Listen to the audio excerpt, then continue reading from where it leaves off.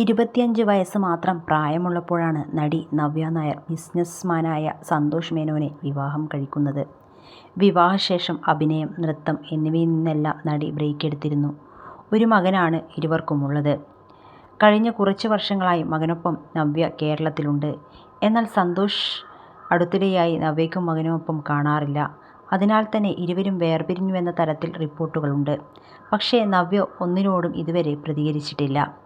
ഇപ്പോഴിതാ വിവാഹശേഷമുള്ള ജീവിതം എങ്ങനെയായിരുന്നുവെന്ന് നവ്യ പറയുന്ന പഴയ വീഡിയോ ആണ് വീണ്ടും ചർച്ചയാകുന്നത്.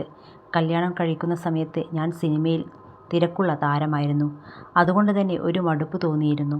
മതി, എൻ്റെ ഫ്രണ്ട്സ് എല്ലാം കല്യാണം കഴിച്ചു, എന്നാൽ ഞാനും കല്യാണം കഴിച്ചേക്കാം. ആ ചിന്തയിൽ തന്നെയാണ് വിവാഹം കഴിച്ചത്.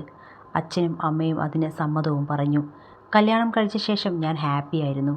ഇനി അങ്ങോട്ട് പീസ്ഫുൾ ആയിരിക്കും. രാവിലെ എഴുന്നേറ്റ് ഷൂട്ടിംഗ് സെറ്റിലേക്ക് പോകേണ്ടതില്ല, ഉറക്കത്തിന് പ്രശ്നം വരില്ല എന്നൊക്കെ കരുതിയാണ് ഞാൻ ഇരുന്നത്. കല്യാണത്തിൻ്റെ ആരവങ്ങളും ബഹളങ്ങളും കഴിഞ്ഞ് എന്നെയും സന്തോഷ് ചേട്ടൻ ബോംബെയിലേക്ക് കൊണ്ടുപോയി. ഞാനും ചേട്ടനും മാത്രമേ ആ വീട്ടിലുള്ളൂ. എൻ്റെ വീട് കൂട്ടുകുടുംബമാണ്.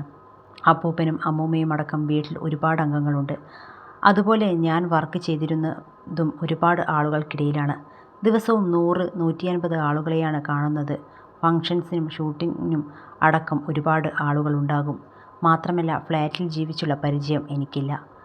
വീടും പറമ്പുമായി മാത്രം ഞാൻ ജീവിച്ചിട്ടുള്ളൂ. അത് എനിക്കൊരു വലിയ ബുദ്ധിമുട്ടായിരുന്നു. രാവിലെ ചേട്ടൻ ഓഫീസിലേക്ക് പോവും, ഞാൻ മാത്രം ഫ്ലാറ്റിൽ ഒറ്റയ്ക്കാകും. കല്യാണം കഴിഞ്ഞാൽ ബാക്കി എല്ലാ ജോലികളോടും ഒത്തുപോകുന്ന ഒരു ജോലിയെ നമുക്ക് ചെയ്യാൻ പറ്റൂ. ചേട്ടൻ എന്നോട് പറഞ്ഞിരുന്നു അദ്ദേഹത്തിൻ്റെ കമ്പനിയിൽ ജോലി ചെയ്തോളാൻ. എനിക്കൊരു ഇൻട്രസ്റ്റും ഇല്ലാത്ത ജോലിയാണെങ്കിൽ പോലും ഞാൻ അടക്കമുള്ള സ്ത്രീകൾ ആ ജോലി ചെയ്യും. ഞാൻ പക്ഷേ ചെയ്തില്ല. എനിക്ക് താല്പര്യമില്ലായിരുന്നു. ചെറുപ്പം മുതലേ UPSC എഴുതാനായിരുന്നു താല്പര്യം. കുട്ടിക്കാലം മുതൽ ആഗ്രഹമുണ്ടായിരുന്നു. പക്ഷേ വൈകാതെ ഗർഭിണിയായി. അതൊന്നും നമുക്ക് വേണ്ട എന്ന് വെക്കാൻ പറ്റില്ല.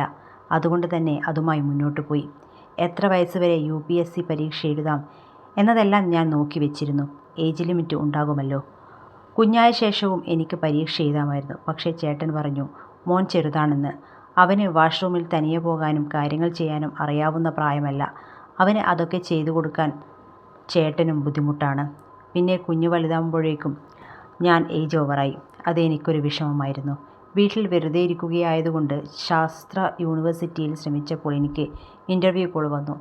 ഇതിന് എന്നെ സഹായിച്ചത് ചേട്ടൻ തന്നെയായിരുന്നു. പക്ഷേ ഇൻ്റർവ്യൂ കോൾ വന്നപ്പോൾ പോകേണ്ടെന്ന് ചേട്ടൻ പറഞ്ഞു. എന്തിന് അങ്ങനെ ചെയ്തുവെന്ന് അറിയില്ല. ഞാൻ കുറേ പറഞ്ഞു നോക്കി. മോൻ ചെറുതാണ്, പോകേണ്ടെന്ന് എന്നോട് പറഞ്ഞു. ഇങ്ങനെയാണ് നമ്മൾ പലപ്പോഴും നിസ്സഹായരായി പോകുന്നത്. ചിലത് തിരിച്ചറിഞ്ഞ് കഴിയുമ്പോൾ വർഷങ്ങൾ കടന്നുപോകുമെന്നാണ് നവ്യ പറഞ്ഞത്. ആഗ്രഹിച്ച കാര്യങ്ങൾ ഭർത്താവിനും മകനും വേണ്ടി ഉപേക്ഷിക്കേണ്ടി വന്നതിനെക്കുറിച്ച് സംസാരിക്കുമ്പോൾ നവ്യയുടെ കണ്ണുകൾ ഈറനണിഞ്ഞിട്ടുണ്ടായിരുന്നു.